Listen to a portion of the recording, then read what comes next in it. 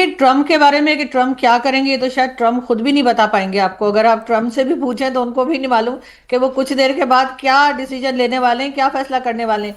लेकिन अभी मैं दूसरे पैनलिस्ट के साथ बात कर रही थी तो मैं टीवी की तरफ देख रही थी अपने, तो वहां पर जो न्यूज़ चल रही है वो ये कि जो रिलीजियस स्कॉलर्स हैं जो कि पाकिस्तान की गवर्नमेंट के साथ भी हैं, पार्लियामेंट के साथ भी अक्सर देखे जाते हैं, उनकी तरफ से कहा जा रहा है कि वो ईरान को अपील कर रहे हैं कि वो गल्फ कंट्रीज पर अटैक ना करें।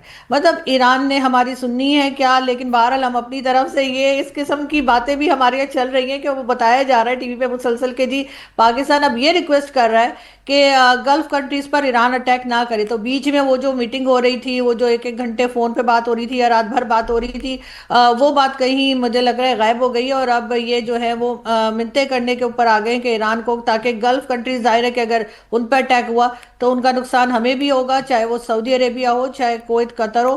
तो डेफिनेटली पाकिस्तान उससे भी बचना चाह रहा है। लेकिन आरजू, पाकिस्तान में कुछ एक अलग ही हवा बह रही है। कभी वो कलकत्ता तक आने की धमकी दे रहे हैं तो कभी वो सऊदी अरब को बता रहे हैं कि भाई आपसे कर्ज लेकर हमने आप पे एहसान किया है, आप जानते नहीं है हमने क्या कर दिखाया है।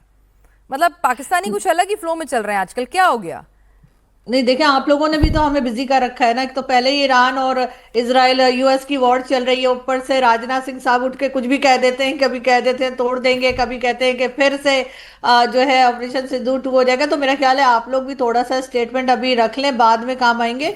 अभी हमें फिलहाल ईरान के साथ ही थोड़ा सा कुछ सेटलमेंट करने दें। हाँ, कहीं नौबत ना आ जाए सऊदी का साथ देने की और ईरान की मिसाइलें जो है सऊदी की तरफ जाएं जाएं, साथ में पाकिस्तान ना जाए, ये भी एक टेंशन आए। प्रोफेसर अमिताभ सिंह, आपको ये डेडलाइन जो है फाइनल असॉल्ट वाली कितनी रियलिस्टिक लग रही है, या फिर लग रहा है अभी अखिल पराशर भी हमारे साथ चीन के साथ जुड़ेंगे, चीन से हमारे साथ वरिष्ठ पत्रकार, उनसे भी पूछेंगे कि भाई क्या चीन किसी तरह का कोई इंटरवेंशन कर सकता है? क्योंकि अभी अगर ईरान को कोई समझा बुझा सकता है तो उसमें सबसे बड़ा कंटेंडर चीन है, क्योंकि वही तो ईरान को सब कुछ सप्लाई कर रहा है, चीन और रूस। मुझे अब तक ये नहीं समझ में आ रहा है चीन क्यों नहीं आया है, क्योंकि चीन ने पहले सऊदी अरेबिया और ईरान की सुलह कराई थी, उनके डिप्लोमेटिक रिलेशन स्टैब्लिश किए थे। चीन बहुत बड़ा बायर है ईरान से ऑयल का, चीन बहुत बड़ा सप्लायर है उनको, जितने डेली नेसेसिटीज हैं उनका। तो चीन अब तक क्यों नहीं आया है? लेकिन चीन की भी ये स्ट्रैटेजिक, मैं कहूँ यूनिलैटरल, वो शांत है।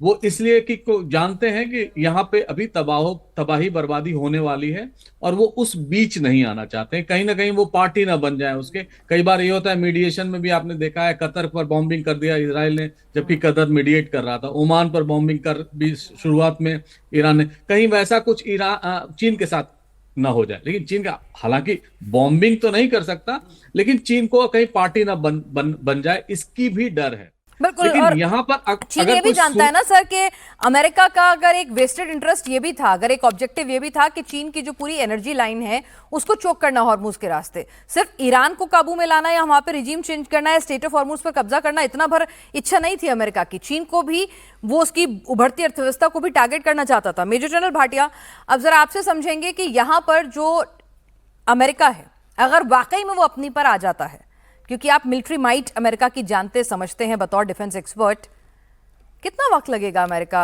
को बिना न्यूक्लियर पावर का इस्तेमाल किए हुए अपने मदर ऑफ बम्स और तमाम हथियारों के साथ ईरान को घुटनों पर लाने के लिए, जैसा कि वो आज कह रहे हैं कि लाके रहेंगे?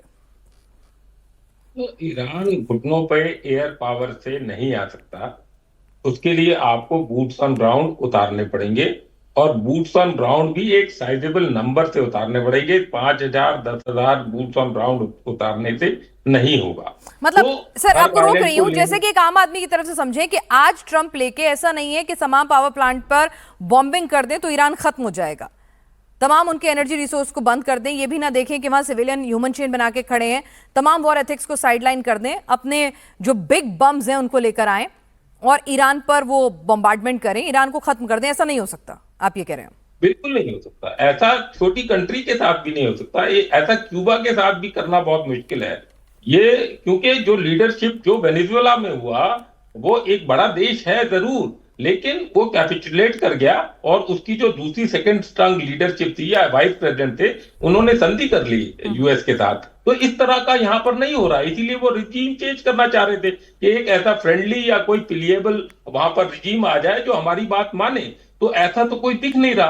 तो इसमें अभी ट्रंप जो है कैच 22 सिचुएशन में फंसे हुए हैं, क्योंकि बूट्स ऑन ग्राउंड उतारने की ये नहीं कि वो तेहरान पे कब्जा कर सकते हैं। कोई तेहरान छोटी सी जगह है या आप तेहरान पे कब्जा कर लेंगे? तो खर्क आइलैंड जो 4 किलोमीटर चौड़ा है और 5 किलोमीटर या 6 किलोमीटर लंबा है, उस पे कब्जा किया जा सकता है, पर उस पे भी इंडेफिनेटली नहीं कब्जा किया जा सकता।